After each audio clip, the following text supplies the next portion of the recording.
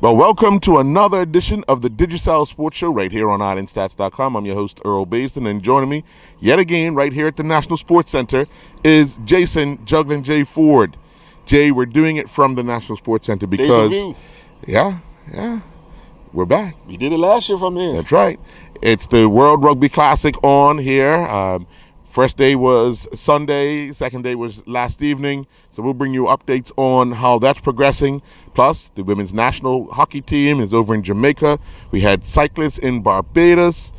We've had the cricket board's presentation. So we've had a whole host of things happening over the weekend. But we'll get more after this message from our sponsor.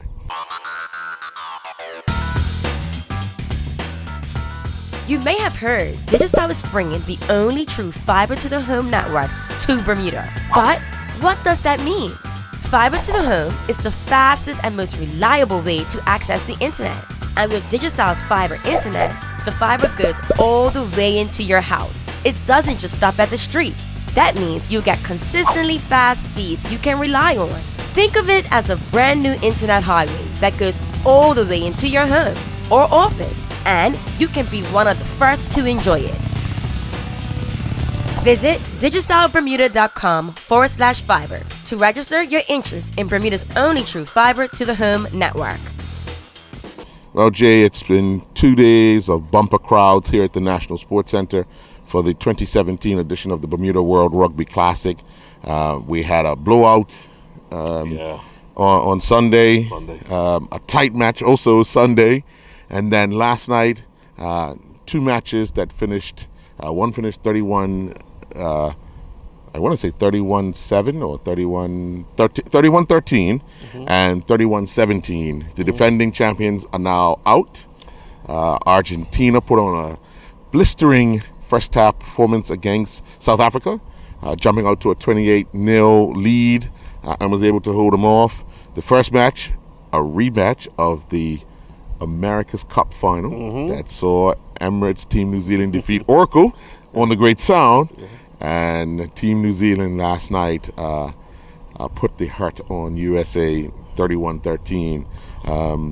But let's get a roundup of the four matches thus far, and then we'll come back to get some comments from Jay about some of the things he's seen on video and heard around the National Sports Center. World Rugby Classic got underway yesterday at the National Sports Center, where a total of 79 points were put on the board, with one game being a blowout and the other came down to a missed penalty attempt. Argentina defeated Canada in the opener 57-5, and then France edged the Classic Lions 10-7 in the nightcap. With time running out and down by 3, the Classic Lions kicker, Kerry Sweeney, attempted a long-range kick to try and draw level against France, but the kick was short. The Lions would have another look at a penalty attempt, but the team decided something different. This tight contest had all the drama. The match was delayed by some 11 minutes as an injured player was taken away via ambulance, and later in the match it was an all-out brawl near the touchline. Patrick Comont would score a try for France, with Anthony Lagediere kicking the conversion and the penalty, while Richard Carter scored the lone try for the Classic Lions, with Sweeney adding the conversion. It was Monday, June 26, 2017. Peter Berlin and Emirates Team New Zealand won the 35th America's Cup, defeating Oracle Team USA on the waters of the Great Sound. Last night, Monday, November 6th, after performing the haka, which New Zealand sports teams perform before their international matches, they would then run the USA team off the pitch, much like they did to USA in sailing. Team New Zealand defeated USA 31-13. In the nightcap, Italy used a strong first half performance to defeat the defending World Rugby Classic champions, South Africa 31-17. Italy jumped out to a 28-0 lead in the first half before South Africa pulled a try back. Italy would get tries from Andrea Barbarari, Romero Paz, Juan Sebastian Francisco, and a penalty try. It also went along with 4 conversions from Rima Wakaroro, while Tanderi Shavanga would score the lone first half try for South Africa. In the second half, South Africa would outscore Italy 12-3, but the hole was way too deep for them to pull out of. Oh, Jay, this has been going on. This is the 30th year for the Bermuda World Rugby Classic. And over the years, there's been a lot of talk about the success of this event and how they've managed to be successful over these 30 years. What's your thoughts on an event such as this one happening continuously? First things first, Earl, the organizers. You have to commend the organizers. It's a well-organized event. You know, when we come to this event, once we walk in the gate, you must know where everything is, and help is always there at your fingertips. We can't say that when we go to other events. No. So that's the first thing. We'll hope to, though. We'll hope to, Yeah. but that's the first thing. The second thing is corporate sponsorship.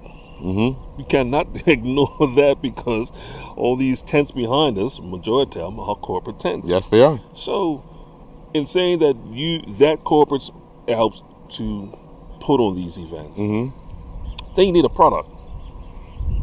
The product, yes, these guys are not in their prime anymore, No. but they still love the game, and they still are very competitive. May not play as fast as they used to, Right. but the hits hurt a little bit more.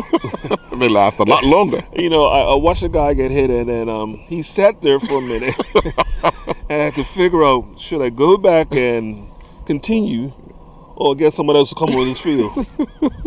But knowing these guys, what you think they done there? Oh, nobody's coming to replace me. That's right. I'm going getting back up. to continue. Yeah. So that's the, you know, even as a casual fan, you see that. You see that. So in saying that, Earl, you understand why 30 years and counting, Right. because you know it'll be back again next year. The one thing that I look at as well is the country pride. Yeah. These guys put on the jersey. They don't care They how old they transform. are. Oh yeah, Oh, they they don't care how transform. old they are. Yeah. It's representing that flag that I represented when I was a professional, when I was amateur before I became a professional. Now that I'm finished my professional career, I've come to Bermuda and I'm still representing that flag. And also the customs. Yes. Some have very unique pregame customs. Oh yes. Oh yes. Or when they score, and you see it every year. Yeah. So you know, just by the customs, you know who. Even if somebody didn't tell you who's on the field playing, Yeah. okay, that's what the Right. Kiwis do. Right. You know? Well, it's funny you say that because last night, the first game was at 7:15, and usually people are still strolling in around that time. No. Not last night, People only because people want to see. Team New Zealand were Yes. first up, and Yeah. everyone wanted to see the haka, and Yeah, that's what they got. Yeah, you get the And hawk. they'll be back come Thursday night. Yeah. They have the second game because they're in the So semifinal. you could imagine now. Oh yeah, where the stadium goes quiet and the noise around the field or the eyes and the attention around the field clearly goes into the center of the ring. Actually, let's get the haka from New Zealand last night.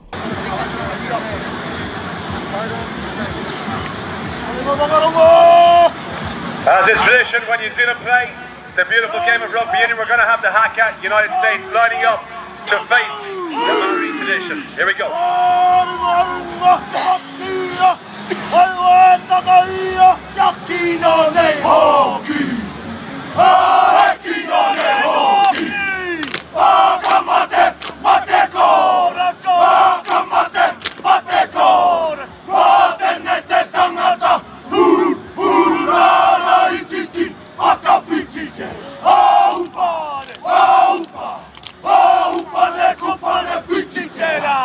Here we go.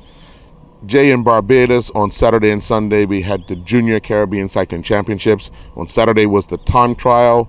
Sunday was the road race. We came away with 5 medals, 3 gold and 2 silver, with Matthew Oliveira winning 2 gold, time trial and road race.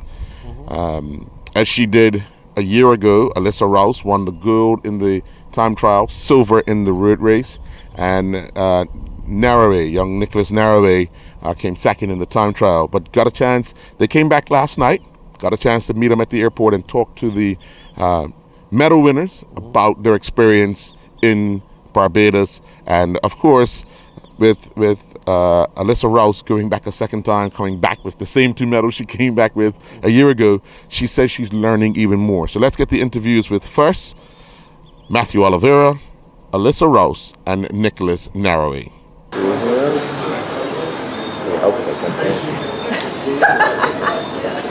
No, that's an amateur mistake.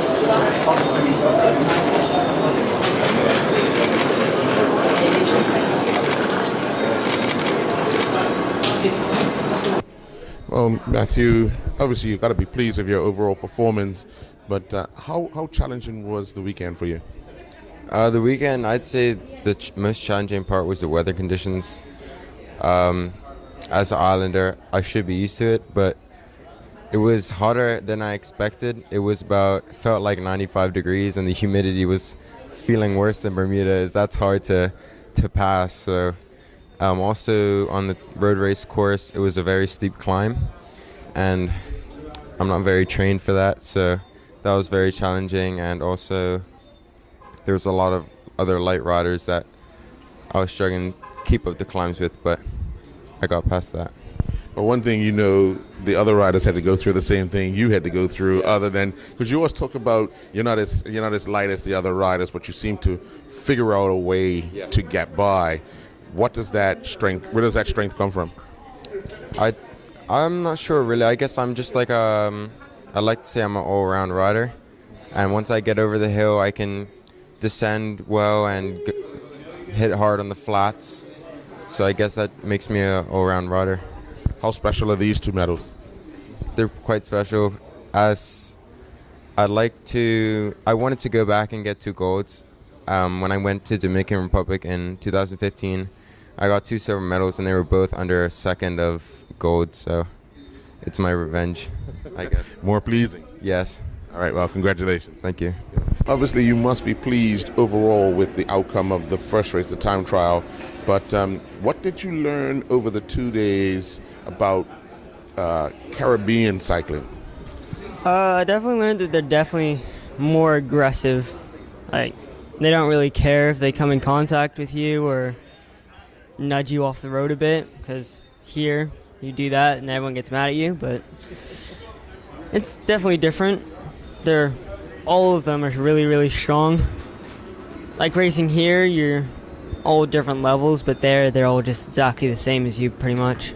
How do you get through that physically and mentally? Because you're not a small guy. So I mean, you're not a big guy. So if they're knocking you, how do you stay away and try to maneuver around all that? I just go as hard as I possibly can on the flats, and then try and attack on the hills where I'm better. Take me through that time trial where you got your medal. Well, it was an uphill start, so being that I don't weigh much, I just hammered up there and hoped for the best on the downhill and just suffered through it until the end. And when they told me I got second, I was just surprised. All right, well, congratulations. Thank you. All right, let's say you go back and you come back with same medals. But obviously you've seen this competition before. What are you telling yourself going into the event? Well, going to the event, I was hoping for 2 golds, but it doesn't always work out like that. So I knew that the time trials it's called like the honest man's race. So you just go out, try as hard as you can, and then if you turn out on top, then you just put in a good effort. Where the road race is a lot more tactical. So last year I suffered a lot with none of the girls wanting to like put in work, and this year I kind of saw the same thing. So it's kind of hard when you've won the day before, so they kind of know you're the strongest. So I was gone and marked, but I thought I had it figured out this year. But there was a really strong girl from Barbados, and she lives in England and trains there, so it's hard to compete with that, I guess. It's a lot of mind games played, especially road racing, because it's a lot of tactics involved. But how do you plan to attack it if you're in this same position again? Because you've done it twice. Yeah. Well, this year I attacked too early, and I just couldn't hold her off. So I was going into the finishing stretch. I didn't have anything left. So you learn from your mistakes, and next year I know hold off a little and then go for the gun. So yeah. So you're a double gold medalist in time trial, and a double silver medal in the road race. So 2 golds next time. I hope so. All right. Well, congratulations. Welcome back. Thank you. You may have heard Digicel is bringing the only true fiber to the home network to Bermuda. But what does that mean? Fiber to the home is the fastest and most reliable way to access the internet. And with Digicel's fiber internet, the fiber goes all the way into your house. It doesn't just stop at the street. That means you get consistently fast speeds you can rely on. Think of it as a brand new internet highway that goes all the way into your home. or office, and you can be one of the first to enjoy it. Visit digicelbermuda.com/fiber to register your interest in Bermuda's only true fiber to the home network. Youngsters dominating sports for Bermuda yet again. Yeah, and Earl, I just throw this out there. I see 2 professionals on the way. Yeah? I could see these being professionals. Yeah? Very soon. Well, hey, the sky's the limits. Following footsteps of Elliot Hubbard. Mm-hmm. Jerry Muir. Yeah. Now Dominic Mayo. Yeah. I see. Even Wayne Scott. Yes. Had a stint. Had a stint. Yeah. So I see this. We've seen, especially Alyssa and Matthew, over the last 2 years. Right. Really. And we can't really leave out Caden Hopkins because can't leave out Caden either. You know, he's right on the doorstep. But the Sinclair Packard Memorial Race winner. Yeah. So, but we've seen this group, this crop of youngsters really dominate, not just juniors, but also the adults. The adults too. Yeah. So they're riding at a high competitive rate right now, and you can see Nas is also translating in the region. Yes. You know, and that's when the true test is how you're doing in the region up against, kids around your age and from all different countries. And you've seen these guys now be very successful. Right. Well, from Barbados to Jamaica. Yes. Bermuda's national hockey team are underway in the Pan American CAC qualifiers. They've drawn their opening game against Puerto Rico 0-0. And then yesterday, they recorded a 4-0 win over Guatemala. Following the draw with Puerto Rico, Jasmine Patterson was interviewed. And following yesterday's 4-0 win, Captain Lakay Tavares was interviewed. So let's get those 2 interviews from Jamaica, with Bermuda now tied for second place. First game of the qualifiers, how was the game for you? It was tough. Really humid conditions today, stuff we're not used to back home this time of the year. But we had plenty of opportunities. We just didn't capitalize on them, and I think in any other given day we could have. So it was a tough game, and we're definitely going to come back stronger. We've learned a lot from the first game, and now we just got to go back to the drawing board. Speaking of capitalizing, you got a number of short corners and didn't really score. So I'm wondering, what is your plan to improve on that in the next game? Well, I think the simpler the better. The pitch isn't the smoothest, so we get a lot of bobbling balls and balls coming off of the stick. So I think we're just going to simplify our short corner routines and really just have our sticks on the deck. Thank you, all the way. The game started a bit slow for your team, but you guys managed to score 4 goals and come away with the win. As a captain, how do you feel about that? It was a very important game for us. Yesterday we did start off a bit slow. There was a lot of anxiety and nerves. We were a little disorganized. A lot of our players are very young, and this is our first international competition, so it was a lot of getting used to the pitch and playing together as a team. But I think the outcome today shows that we're willing to work hard and compete and follow through and get results. Tomorrow is your rest day. What does your team plan to do? We are definitely going to be doing some swimming in the pool, rolling out. We have a great physio on board, so he's helping us with any injuries. So it's just about resting, getting the meeting in, and making sure we're all on the same page for our game the following day. Okay, thank you. Thank you. So Earl, I need you to tell us now what is needed for Bermuda now to qualify, because this is all about qualifying. Yeah. So what is needed now with our remaining games? Well, we have 3 games to go. 3 games to go. You have to finish on top. Only 1 spot is available. Bermuda is 2 points behind leaders Jamaica, who are the host. Guyana are tied with Bermuda. Both have 4 points, but Guyana have a far superior goal difference. So first things first, we're going to have to beat Guyana. We're going to have to take care of the other country, and then we face Jamaica on the last day.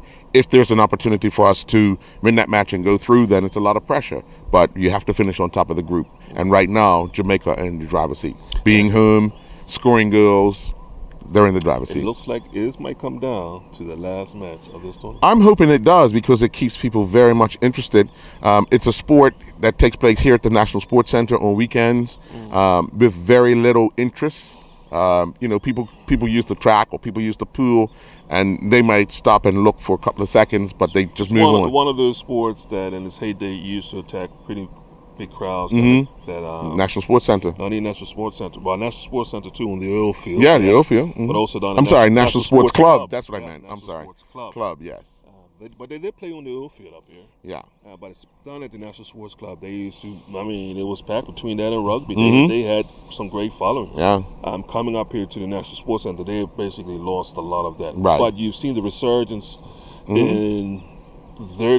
You've seen the leagues now coming back, even with a mixed team. So you see the resurgence up here, but you need great stories like this. Yeah. To perk the interest of others. Yeah, and they're working very hard on their youth base. Yes. And that's been something that they've been working on for a number of years, and we now start seeing those youngsters playing in the senior league. They might be losing now, but eventually they will be the teams to be reckoned with in a few years' time. I think about 3 years away. Yeah. Well, Jay, this weekend, Premier and First Division football was played.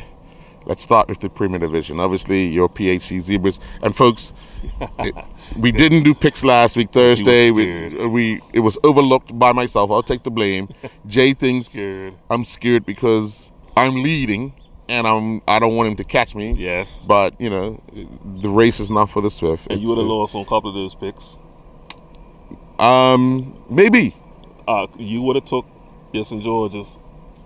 But I'd have lost because I was going to take a draw. Still would have lost. Yeah, I'd have lost. Yeah. I'd have lost. I would took the home team just because they're home. Oh yeah. But I'll be consistent at. Yeah. But no, you mentioned some good games, some rivalry games over the weekend that was very competitive. Right. PAC coming to be for 4-2 victory over Crossroads. After leading 4-0. But I think there's 2 consolation goals at the 89th. Right. It really doesn't. The scoreline was flattering for Crossroads more to say to anything else. As far as Robert Hood, and I mean everybody's pretty much. Were you surprised at Lords with Boulevard beating Dandytown 3-2? Yes, very surprised. Very surprised. Right. Very surprised. But Dandytown sometimes do struggle on big fields. Yeah. So, for me, for Boulevard, you remember, they've got some injuries. Yeah. Some very important injuries. Players who didn't play. Right. So you have some youngsters that stepped up and it's all about that belief. Yeah. And remember, these guys are all friends, as we call brethren. And you want to have that. Cousins. Yeah, you want to have that. I beat you this weekend, boys. You got to now wait until next year to beat me. Second half of the season. So right now, I'm up. But it helps Boulevard in the table because now that just brings them right back up into that brunch along the village. 4th place. Yeah, and the rest of them. So going into the Christmas break, we've still got a few more games getting to the break. But they're going to be looking pretty good now. Right. From starting off with a rough start this year and losing their main strikers, Vivian Cope. I think that was how does that look? Right. Cope going up against his little boys and lost and don't score. Yeah. So he took some stick. He took some stick. There's Boulevard fans would have had him. Yeah. And to say that it was a great crowd down there for both matches. Well, remember that rivalry, the first match would have brought in quite a few people because whenever those teams are playing each other, no matter where they are in the standings, it's always a big one. I was surprised on the scoreline on that game. I thought it would have been more goals being scored, to be honest with you. Yeah, but 9 times out of 10, you don't really get big scores against those two teams because of that. But I say that because Donovan Thompson has been, the game before there was 4 goals. 4 goals, yeah. Yeah, so I'm saying about now he's starting to find his boot again. I don't know if he brought back the old boots or brushed off some of the old dirt, but it's finding the score. Everybody's still in my change room. That's what I'm saying. So I thought he would at least been on the score line. Right. But being a 1-0 game, hey, at the end of the day, they won. Yeah. Somerset? I said yesterday, when they took the lead, they should have ran off the field. Let's go, you guys. Yeah. Let's go. We're better off getting off the field now because we're leading, and that's what the score line is going to show. We might lose the 3 points, which they did, but game done. And so it looked, I'm feeling for Somerset right now. The other really probably game that I probably saw as a draw, ended up being a draw, and that's in the first division, was Rangers Pageant. Rangers and Pageant. Rangers and Pageant. And we talked about it before. These players. Oh yeah. We got former players from Rangers. Yep. In Pageant's team. So you, like you said, you know the brethren talk. Yeah. Oh yeah. The chatter. It was. But talking to a few people that went to the game, it was like it was a Premier Division match. Yeah. So it brought out that entire community to watch, or to be the ones that's going to say, "We got you today." And you know what? This is something, and I'm glad this is starting, because this was something that was an idea, almost an idea pitched around, but I'm glad that and I think they could be done even better as far as the BFA promoting rivalry weekend. Hats off to the competitions committee to put these rivalries all over the island. Right. I think now we just need to just get it out to say, hey, this is what it is, because you see what happens when you do it, as far as the crowd's concerned. Yeah. Now, you're not going to probably get it every week. No. But when you do get them, you have to build them. You got to build them. Take a full advantage of that situation. So it's going to be, I'm glad to see even Island Rangers competitive. Oh, yeah. I mean, to lose 2-0 to Somerset Eagles that's yeah. Which, once again, at White Hill Field. Once again, that's another good rivalry game. So to have that all over the island, pretty much, you know, it was a great weekend for football here in Bermuda. Right. Yeah. Well, from the big bowl to the small bowl, on Saturday evening, the Bermuda Cricket Board hosted the you were the MC, so you hosted the 2017 award ceremony. Let's get the breakdown of just some of the winners from Saturday night at the Cricket Board's presentation, and we'll come back and talk about the night. Here's BCB Umpire of the Year. Award goes to Emerson Carrington.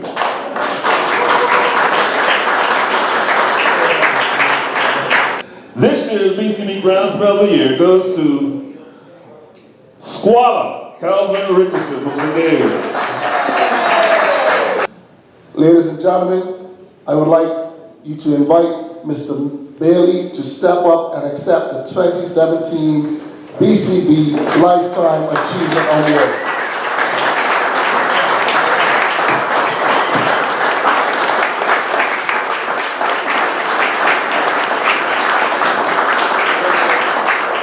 Mr. Bailey.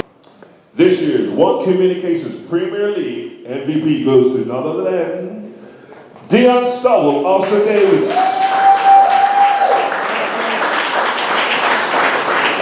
Well, Lloyd Frey, you've announced at the conclusion of the award ceremony that you will not be running for the presidency come a few weeks' time. Wrap up your 6 years as the leader of Bermuda Cricket. Sure. Well, as I said in my wrap-up, it was definitely a good, challenging 6 years. I think, when I look back and reflect on what the board has been trying to establish in terms of the strategies, I think we're delivering. I've always said right from the beginning that it was going to be a timing aspect. Laying the foundation, getting the right programs, the grassroots level that we said it is so much needed, because this sport about passion doesn't happen. You don't grow passion. It's something that is nurtured, something that is given when you're young, and we want to groom those individuals. So those programs that we have, I'm very pleased that they're in place. And so right now what is needed is consistency, standards, clubs now nurturing as well, adapting to those standards, and certainly, if there's anything that I would say that I believe that we would like to have worked harder on, and the opportunity is still there, and we are seeing better results, is the club aspect. Because as I've said for many years, our cricketers at the national level, they come from clubs. We're a small community, and the clubs play an important part. It's the gateway in for players, and it's the gateway out, as I've always said. So, with those programs that the board has put on in place with the academies, we look for clubs to do similar programs so we don't lose our young players when they get to a certain stage in their teenage years. So our programs are designed to keep them motivated and captivated. So it's been a fantastic 6 years, and I do believe we're going to start to see the standards improve over the next few years. Any regrets? It's always hard to say, but I do, as a leader, and I've been a leader, as you know, in business as well. It's sometimes, you just got to know when to pass the baton. I have no regrets on what we've done. My first 3 years was a bit, I'll say, more challenging because I really wanted to get the foundation of the administrations and the board, and it took quite some time, more than I expected. But I think we have a good, robust board, a good blend of business and sports. That's important for any association, particularly when you're piloting something like a sport like cricket in Bermuda. And so I'm pleased with that. I would like to have done that a lot earlier to move on with the strategy, but that strategy has now taken shape. So, with that aspect, I do believe now we've set the foundation. So whoever this new leader will be or the new president, a lot of the hard work has been done. All right, well, congratulations. Job well done, and enjoy whatever is next in life for you. And I thank you very much for your support too. Okay, bye-bye. You may have heard Digicel is bringing the only true fiber to the home network to Bermuda. But what does that mean? Fiber to the home is the fastest and most reliable way to access the internet. And with Digicel's fiber internet, the fiber goes all the way into your house. It doesn't just stop at the street. That means you'll get consistently fast speeds you can rely on. Think of it as a brand new internet highway that goes all the way into your home or office, and you can be one of the first to enjoy it. Visit digicelbermuda.com/fiber to register your interest in Bermuda's only true fiber to the home network. Well, Jay, as the host, what did you think of the night and the 2017 season? Well, I've spoken about the 2017 season. For the most part, you can look at it two ways. The league was one thing, and the county season was a different thing. The league, I think, was wrapped up in the first 4 weeks. If St. David's got off to a flying start, and Bailey's Bay can find what this ball was all about. Dion Stovall, best player on the island probably the last 3 years, hands down, all-round player. Even though he didn't win the MVP last year, he could be in it every year. Right. Because not just his stats, but what he brings to a team. And we saw this a lot with St. David's prior to Dion Stovall coming. They would lose a lot of those close matches. Yes. And we know Dion knows how to control tempo. And it's so funny, we were talking cricket. That is something that you normally see in football, controlling tempo. Right. Dion knows how to control tempo. Whether it's bowling, fielding, or batting, he knows how to get the team over the line. Right. So, even though Malachi Jones had a very, very, very good year at the bat, I don't think nobody saw that coming, especially opening. A few years ago when he played for Willicots, he got a good bit of runs in the season. But he was down the order and banging. This year, Bailey's Bay said, you know what? Let's send him up. And I think, if I remember correctly, I don't think it was he just started off the season. It was after those the rough start, and he was openly batting in the 2020. And then the 50 overs they went back. But then they decided, you know what? Might as well keep it. Yeah. And a lot of that had to do with some of the injuries and some of the players that had left Bailey's Bay early season. Remember Pierre Smith being out, Trey Mendes going back to Western Stars. Who was the other opener? Sinclair Smith wasn't out early in the season. So they had a little shuffle around, and kudos to Bailey's Bay coaching staff to say, hey, Malachi, go there. And he came through, and I want to say with one of the best. And he scored 471 runs, but I think it was only about like 8 to 9 innings. Like, wasn't that many innings? Maybe 10 innings. So to score that on that type of consistency, well done to him. Was some surprises, obviously, to see that Dennis Monson Jr. coming away with the big kids as many as he did. The youngsters from Western Stars, even though you probably say on paper they really didn't have a good season, but statistically they did have a good season. So, and then the county, we talked about the county, they just dominated. But I have a question.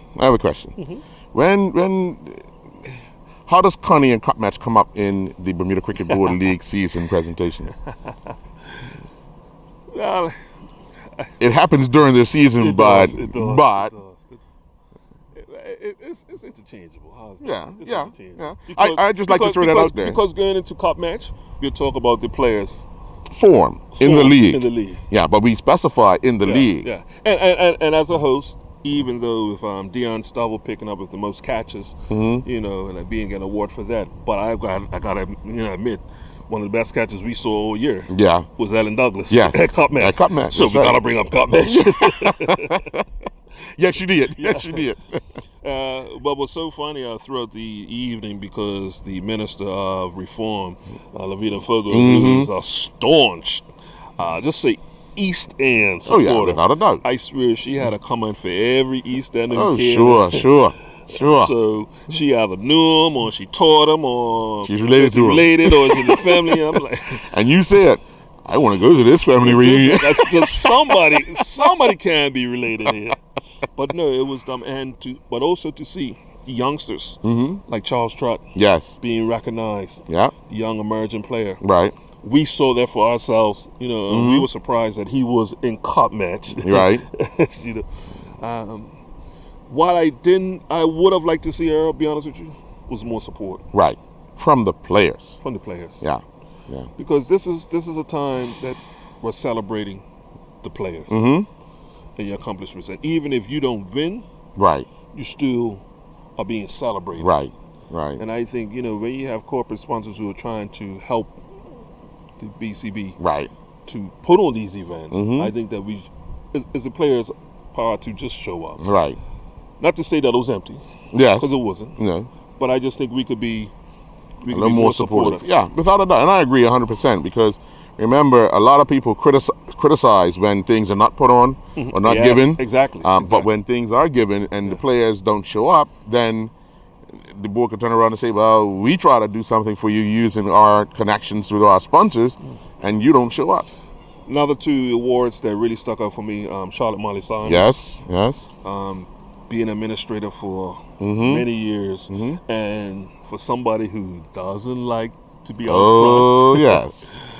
I was trying to read slow so we can. She wrote it up. Yeah. She ran up front. I was trying to read slow so we can really get to appreciate the stuff that she's done behind the scenes. Yes. And a lot of people don't realize how much stuff gets done behind the scenes, not just through a league, but her bringing in tours to help out our players, being organized, and she, you know, she continues to do it. Yes.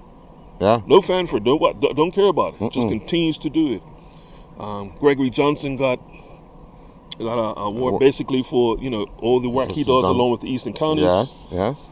And then I can't remember the Lifetime Achievement Award for Joe Bailey. Yeah, that was special. That was special because he's one. You know, you must want to say he's a Journal Giant. Yes. You must want to say he's a Journal Giant. But if you sit down with him, and got so much stories, and so Uncle Joe, I said, tell me about this, Uncle Joe. And he go on. You need a lot of time. Yeah. But you know what? It's something that I think, once again, we need to continue to do. And, you know, once again, I spoke with the president. And also Neil Spade, and I say, look, you know, we have to start saying, where's all our stuff from our former players?